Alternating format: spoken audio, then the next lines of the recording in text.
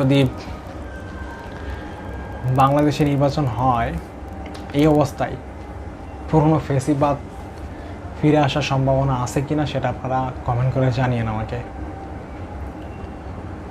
So যেহেতু তারা কিন্তু শক্তভাবেই বলেছেন, তারা কিন্তু শক্ত অবস্থান থেকে বলেছেন যে ফেব্রুয়ারিতে নির্বাচন হবে, কোনো শক্তি নাই ফেব্রুয়ারিতে নির্বাচন আটকাবে, এমনভাবে তারা স্পষ্ট করে বলেছেন। সো আমার কাছে মনে হয় যে ফেব্রুয়ারিতে নির্বাচন 100% হবে, এটা আসলেই ঠেকানো সম্ভব না। সো নির্বাচন হোক যেহেতু তারা বলেছেন, কিন্তু আমার কথা হচ্ছে যে যদি নির্বাচন হোক, নির্বাচন হওয়ার পর যে সরকার, জামাত আসুক, বিএনপি আসুক,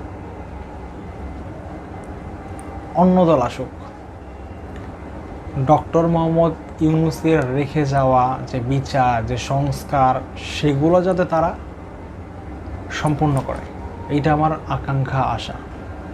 যে দলটাই বাংলাদেশে নির্বাচিত হবে জনগণের ভোটে, সেই দলটা যাতে মানুষের আকাঙ্ক্ষা, প্রত্যাশা যাতে পূরণ করে বাংলাদেশের, এইটা আমার আশা।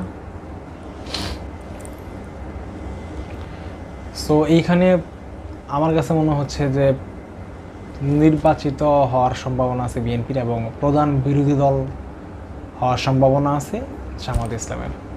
এটা চেঞ্জ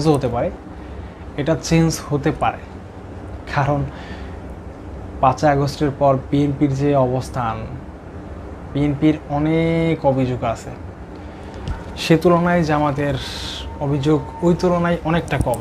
সো অভিযোগটা বড় কথা না, কিন্তু জামাতের প্রান্তিক পর্যায়ে, একদম গ্রাম পর্যায়ে তাদের ভোটার কি পরিমাণ আছে সেটা আমার জানা নাই।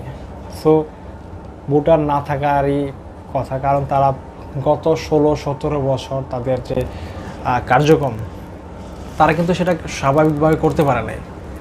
সো বিএনপি টুকটাক করছে, কিন্তু জামাত ইসলাম কিন্তু প্রকাশ্যে রাজনীতি করতে পারে নাই বাংলাদেশে। সেটা বাংলাদেশের প্রত্যেকটা মানুষ জানে। জামাত ইসলাম প্রকাশ্যে রাজনীতি করার সুযোগ পায় নাই বাংলাদেশে, করতে দেওয়া হয় নাই তাদেরকে করতে দেওয়া হয় নাই। সো আমার কাছে মনে হয় যে এবার আসলে নির্বাচনটা বলা যাচ্ছে না যে কে নির্বাচিত হবে, কে সরকার হবে। তবে অনেক জরিপে দেখা যাচ্ছে যে বিএনপি নাকি সরকার গঠন করবে। সেটা ম্যাটার না, বাংলাদেশের জনগণ যাকে পছন্দ করবে তাকে ভোট দিবে।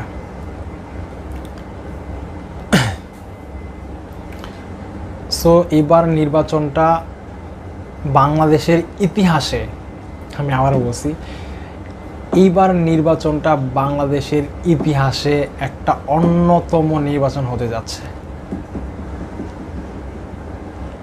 অন্যান্য বারের মতো, শেখ হাসিনার মতো বল প্রয়োগ করে একটা যেন তেন নির্বাচন দিয়ে সরকার গঠন করা এইবার অন্তত সম্ভব না, যত বড় দল হোক সেটা।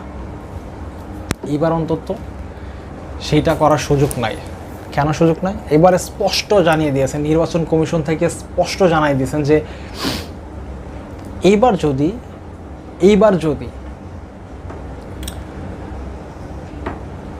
কোনো ভোট